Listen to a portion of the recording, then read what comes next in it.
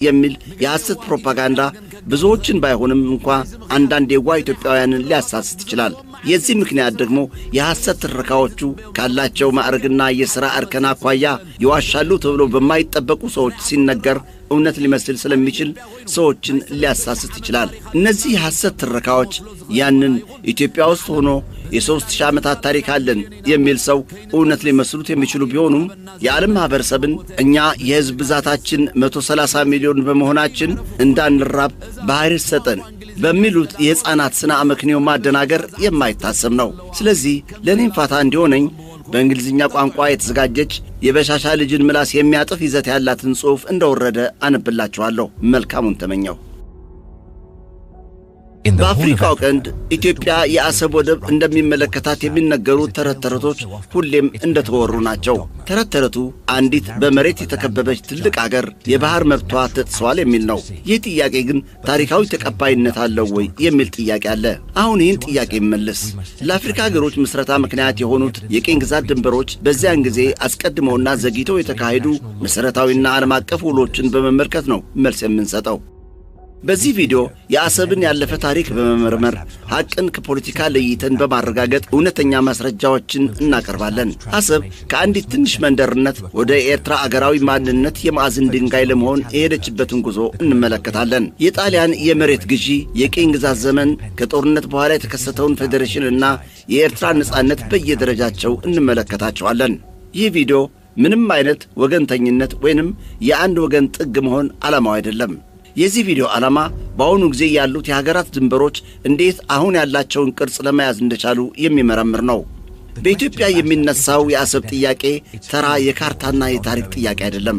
ከአሁን ቀደም በታሪክ ጦርነት የተካሄደባቸውና አሁንም በመቀጠል ላይ ያለውን የቀጠና ውጥረት የፈጠረ ነው። ይህ ደግሞ የሐሰት መረጃዎች እንዴት ግጭቶችን ሊፈጥሩ እንደቻሉና ትክክለኛና ግልጽ መረጃዎች ደግሞ ሰላም እንደሚፈጥሩ የሚያሳይ ነው። ከዚያ በኋላ የተለያዩ ሰነዶችን እንመረምራለን። ይህ የውጫሌ ውልንና ከውቤ በኋላ የነበረውን ጊዜ ያጠቃለለ ይሆናል። መጨረሻ ላይ ደግሞ በአፍሪካ ሉዓላዊነት ምን ማለት እንደሆነና ሉዓላዊ አገሮች እንዴት በሕጋዊ ሂደት እንደተመሠረቱ እንዲሁም የሉዓላዊነት ሕጋዊ መርሆች ምን እንደሆኑ እናያለን።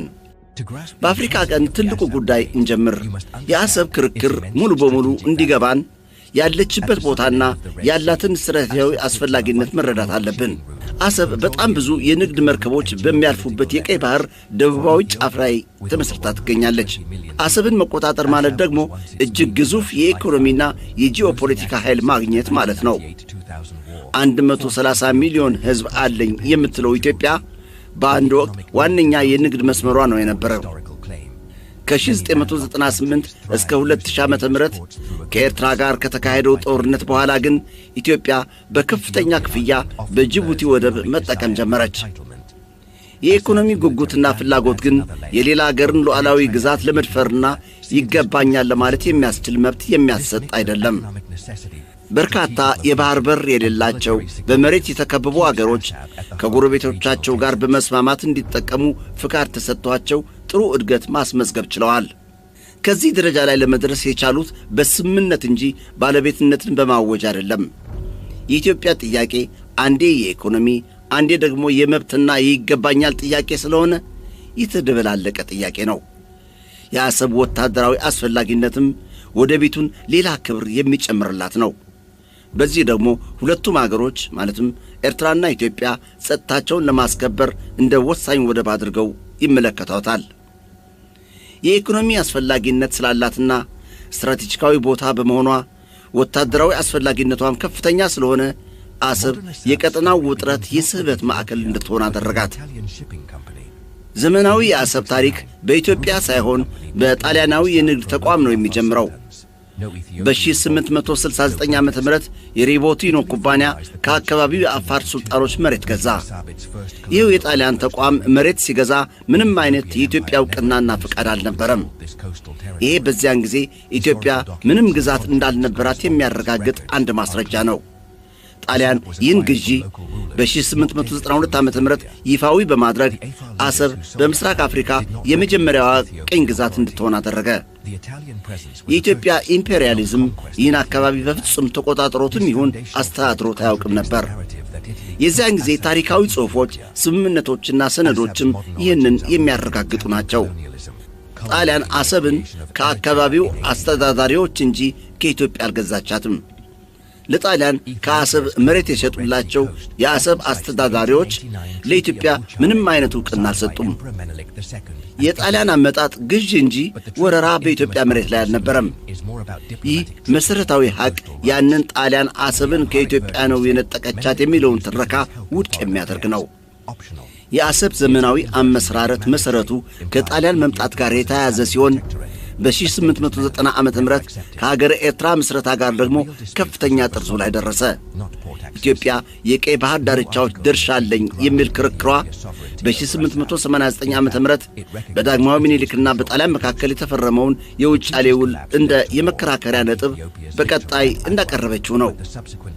ታዋቂው የዚህ ውል አንቀጽ 17 ግን ስለ የባህር ዳርቻዎች መብት ሳይሆን የዲፕሎማሲ አሻጥር ነው የነበረው። ያ በአማርኛ የተጻፈው ውል ምኒልክ ለውጭ አገራት ግንኙነት የጣሊያንን እርዳታ መጠየቅ ይችላል የሚል ነው የነበረው፣ እንደ አማራጭ ማለት ነው። በጣሊያንኛ የተጻፈው ግን ኢትዮጵያ በውጭ ግንኙነት ላይ ከጣሊያን ዕውቅና ውጭ ከማንኛውም አገር ጋር ግንኙነት እንዳታካሄድ የሚከለክል ነው። በሌላ አገላለጽ ኢትዮጵያ የጣሊያን ተገዥ ሆነች ማለት ነው። ምኒልክ ይህን ሊቀበለው ስላልቻለ ደግሞ ወደ ግጭት አመሩ። ጣሊያንና ምኒልክን ያጣላቸው የኢትዮጵያ ሉዓላዊነት እንጂ የባህር በር ጥያቄ አልነበረም። በዚያ ውል ኢትዮጵያ አሰብን እንድትጠቀምበት የሚፈቅድ አንቀጽ አልነበረም።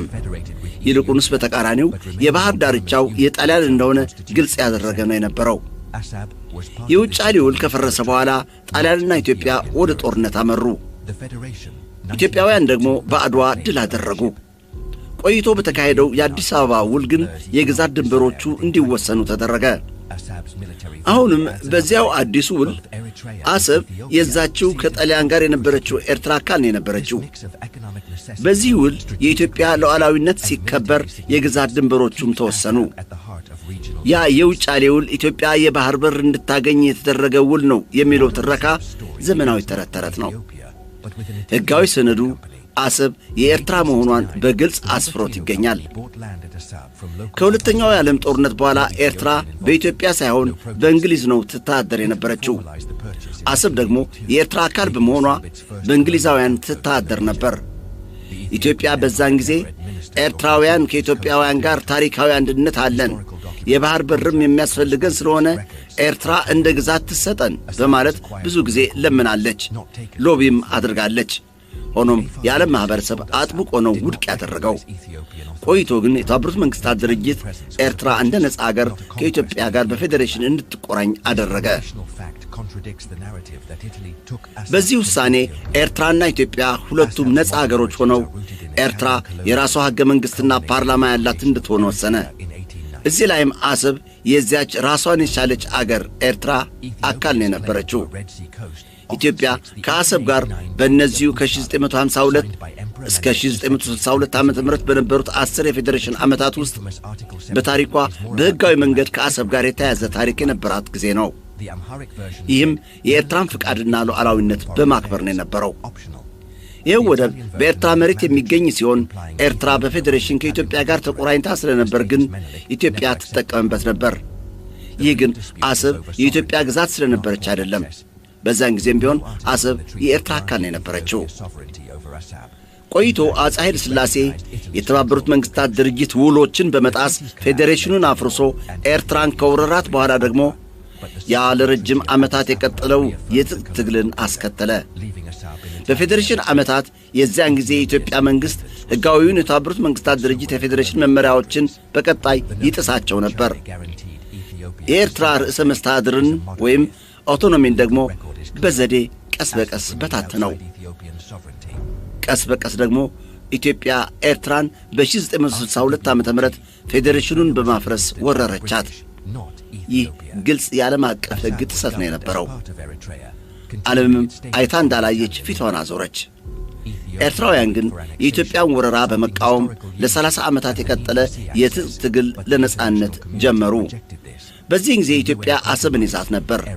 ይህ ግን ሕጋዊ ግዛት ሳይሆን ፌዴሬሽንን ከሕግ ውጭ በማፍረስ የፈጸመችው ኃይል የታከለበት ወረራ ስለሆነ ወታደራዊ ወረራ ብቻ ነው ሊባል የሚችለው። በ1991 ዓ.ም ሕዝባዊ ግንባር ሓርነት ኤርትራን ከኢትዮጵያ ቅኝ ግዛት ነፃ ወጥቶ ነፃ ሀገር በማድረግ ያንን ለ30 ዓመታት የቀጠለውን የኢትዮጵያ በኤርትራ ላይ ወረራ መቋጫ አበጀለት። ዓለም አቀፍ ታዛቢዎች በተገኙበት አጋጣሚ በ1993 ዓ.ም በተካሄደው ሬፈረንደም ደግሞ ከኤርትራ ሕዝብ ከ99% በላይ አዎን ለነፃነት ድምፃቸውን ሰጡ። ኤርትራ ደግሞ በተባበሩት መንግሥታት ድርጅትና በአፍሪካ ኅብረት በጣሊያን የቅኝ ግዛት ድንበሮች መሠረት ዕውቅና ያገኘች አዲስ አባል አገር ሆና ተመዘገበች። አሁንም አሰብ የኤርትራ አካል ነች። የኢትዮጵያ ጊዜያዊ መንግሥት በዚያን ጊዜ ድንበሮችን ተቀብሎታል። የዓለም ማኅበረሰብ ደግሞ አሰብ የኤርትራ መሆኗን ዕውቅና ሰጥቷል።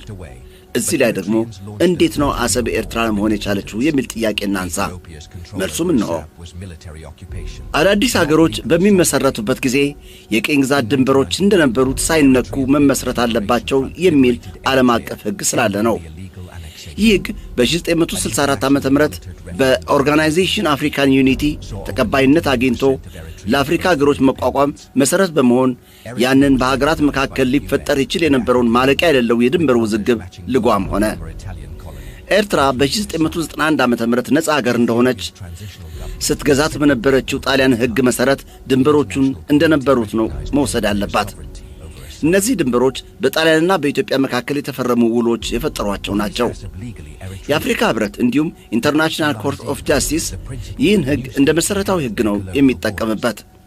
ኢትዮጵያ እንደ ኦኤዩ መሥራች አገር መጠንም ይህን ሕግ ማክበር ግዴታዋ ነው።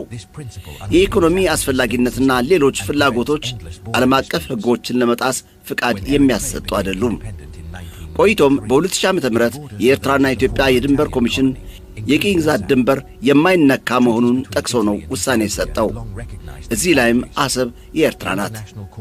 በዚህም አሰብ የኤርትራ ለመሆኗ ክርክር የማያስፈልገው የተረጋገጠ ነገር ነው። ጭብጦቹ እጅግ ገራሚ ናቸው። አሰብ በሕጋዊ መንገድ የኢትዮጵያ ሆና አታውቅም። ውሎች፣ የቅኝ ግዛት ካርታዎችና ዓለም አቀፍ ሕጎች ሁሉም አሰብ የኤርትራ መሆኗን ነው የሚያውቁት።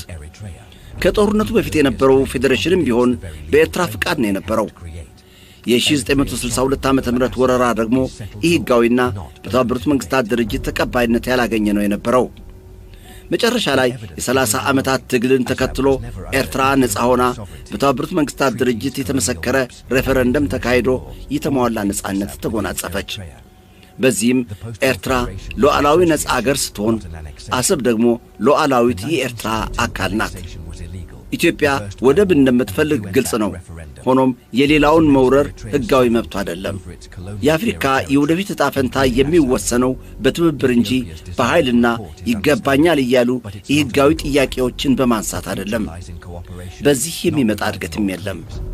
በመላው ዓለም የሚገኙ የባህር በር የሌላቸው አገሮች ሁሌም የጎረቤቶቻቸውን ባህር እንደተጠቀሙ ነው። ይህ ግን በኃይል ሳይሆን በስምምነት። የአፍሪካው ቀንድ ሰላም ደግሞ ሉዓላዊነትና ሕግን በማክበር ነው የሚገነባው። አሰብ የኤርትራ መሆኗን መቀበል ደግሞ የመጀመሪያው እርምጃ ወደፊት ነው በማለት ያጠቃልላል። ይህ ኢትዮጵያውያንን ከራሳቸው ጋር ሊያስተዋውቃቸውና ሕፃን በሻሻን ከእንቅልፉ ለመቀስቀስ የተዘጋጀ ትረካ ነው ወዳጄ።